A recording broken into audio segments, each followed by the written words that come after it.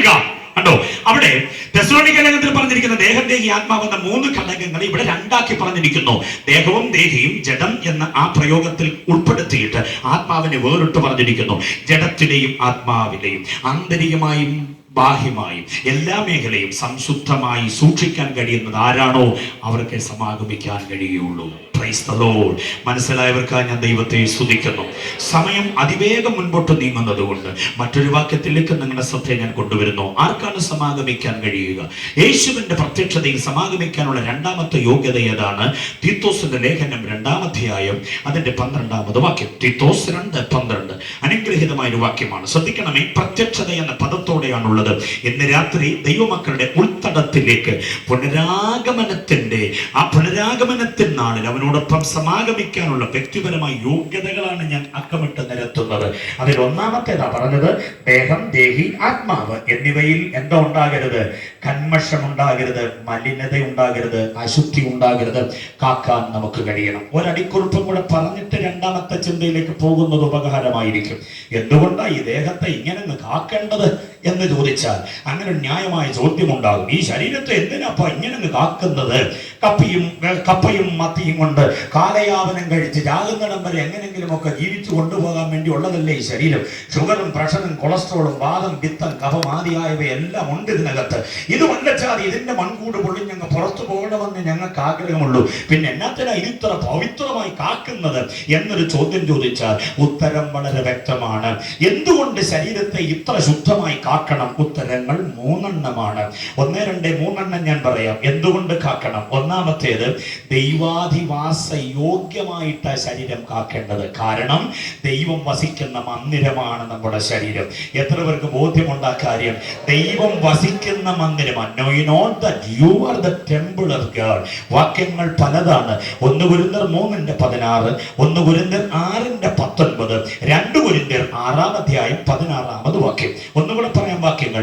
1 കൊരിന്ത്യർ 3:16, 1 കൊരിന്ത്യർ 6:19, 2 കൊരിന്ത്യർ 6:16. ഈ വാക്യങ്ങൾ അത്രയും പറയുന്നത് ശരീരം ദൈവത്തിന്റെ മന്ദിരമാണെന്നതാണ്. അപ്പൊ ദൈവം അധിവസിക്കേണ്ടതാണ് ഈ ശരീരത്തിൽ. ഒരു ഹൈന്ദവ കവി ഇങ്ങനെ പാടിയിട്ടുണ്ട്: ഈശ്വരൻ വസിച്ചിടുന്നത് ഏതൊരു അമ്പലങ്ങളോ, നിശ്ചയിച്ചറിഞ്ഞിടാൻ കുഴഞ്ഞിടേണ്ടിതാരുമേ, ശാശ്വതാൻ വസിച്ചിടുന്നു ദേഹമായ ഒരമ്പലം, വിശ്വസിക്ക സന്തതം എന്ന് പറഞ്ഞ കവിത എങ്ങനെ തുടരുകയാ. എത്ര സുന്ദരമായ അർത്ഥവ്യാപ്തിയാണ് അതിനുള്ളത്. ഈശ്വരൻ വസിച്ചിടുന്നത് എവിടാ? ഏത് ക്ഷേത്രമാ, ഏത് പള്ളിയാ, ഏത് മോസ്ക, ഏത് കൊട്ടാര സമുച്ചയമാണെന്ന് തിരക്ക് കുഞ്ഞേ നീ അങ്ങും ഇങ്ങും ഓടി അലയേണ്ടതില്ല. ശാശ്വതൻ എന്ന് പറഞ്ഞാൽ നിത്യനായവൻ വസിച്ചിടുന്നു ദേഹമായ ഒരമ്പലം. ഈ ദേഹം എന്ന അമ്പലത്തിലാണ് ഈശ്വരൻ വസിപ്പാൻ ആഗ്രഹിക്കുന്നത്. അത് നീ സന്തതം വിശ്വസിക്കണം എന്ന് പറഞ്ഞാൽ ആ ബോധമാകത്തുള്ളവൻ ഈ ശരീരത്തെ വിശുദ്ധിയിൽ കാക്കും. Praise the Lord. അരുതരുതാത്ത സ്പർശനങ്ങൾ, അവിഹിത ബന്ധങ്ങൾ, ഭക്ഷണം, ഭാഷണം, വസ്ത്രധാരണം ആദിയായവ കൊണ്ടൊന്നും ഈ ശരീരത്തിന് ദോഷം വരാൻ പാടില്ല. കാരണം ദൈവം വസിക്കുന്ന മന്ദിരമാണിത്. ഹല്ലേലൂയ. 2ാമത്തെ കാരണം എന്താണെന്നറിയാമോ? 2 കൊരിന്ത്യ ലേഖനം 4-ാം അധ്യായം 7-ാമത് വാക്യം.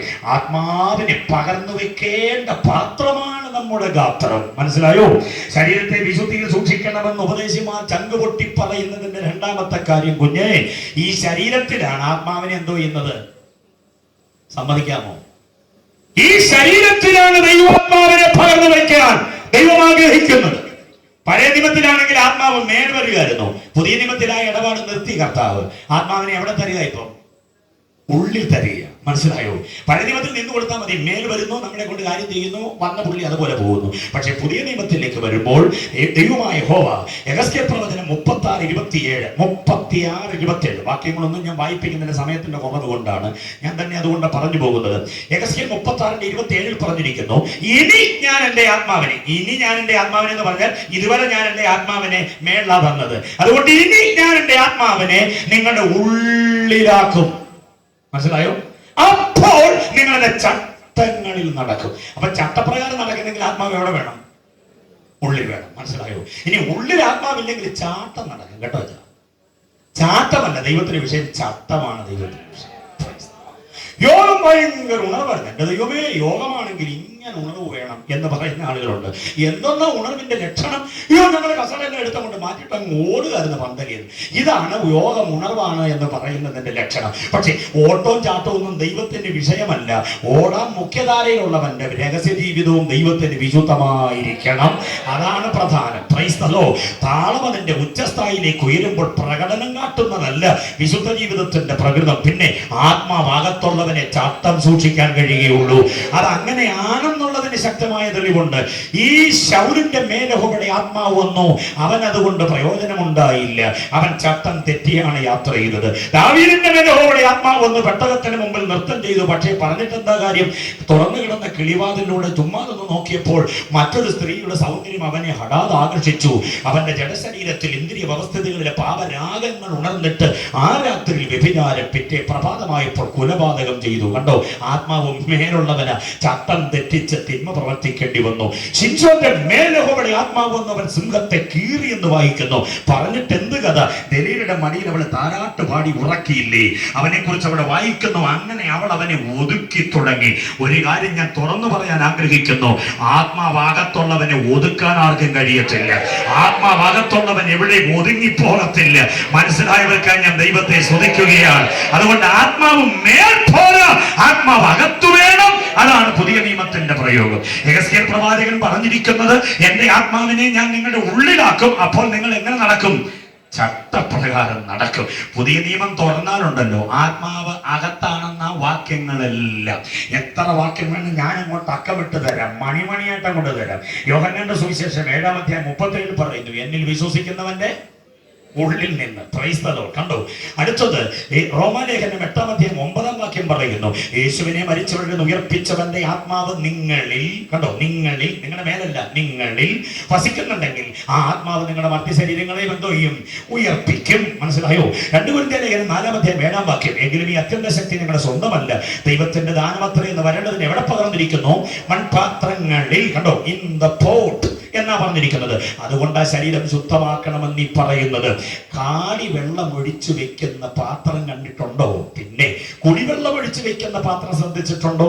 കുടിവെള്ളം ഒഴിച്ചു വെക്കുന്ന പാത്രം ദിനം പ്രതി കഴുകുന്നതാ. കാടിവെള്ളം ഒഴിച്ചു വെക്കുന്ന പാത്രം ആരാ കഴുകുന്നത്? ആരും കഴുകാറില്ല. കഴുകേണ്ട കാര്യമില്ല, കാരണം അതിനകത്ത് കാടിയാണ് ഒഴിച്ചു വെക്കുന്നത്. കാടി ഒഴിക്കാനാണെങ്കിൽ ആ പാത്രം കഴുകണ്ട. കുടിവെള്ളം ഒഴിക്കാനാണെങ്കിൽ അത് ദിനം പ്രതി കഴുകണം. ഇത് തന്നെയാ വ്യവസ്ഥ. അടുക്കള ശാസ്ത്രമാണ് ഞാൻ പറഞ്ഞത്. അത് ദൈവശാസ്ത്രവുമായി സമന്വയിപ്പിക്കുമ്പോൾ ഒരു പരമാർത്ഥം നെയ് പോലെ തെളിഞ്ഞു വരും. എന്തുവാന്നറിയാമോ? എല്ലാം ഒന്നും എല്ലാ പാത്രത്തിലും പകരത്തില്ലെങ്കിൽ പരിശുദ്ധാത്മാവിനെ ദൈവം എല്ലാ പാത്രത്തിലും പകരത്തില്ല. അതിന്റെ പവിത്രത സൂക്ഷിക്കുന്ന, അതിന്റെ മാന്യത സൂക്ഷിക്കുന്ന, അതിന്റെ വിശുദ്ധി സൂക്ഷിക്കുന്നവന്റെ ഉള്ളിലെ ഇതിനെ ദൈവം പകരുകയുള്ളൂ. മനസ്സിലായവർ ദൈവത്തെ സ്തുതിച്ചാട്ടെ.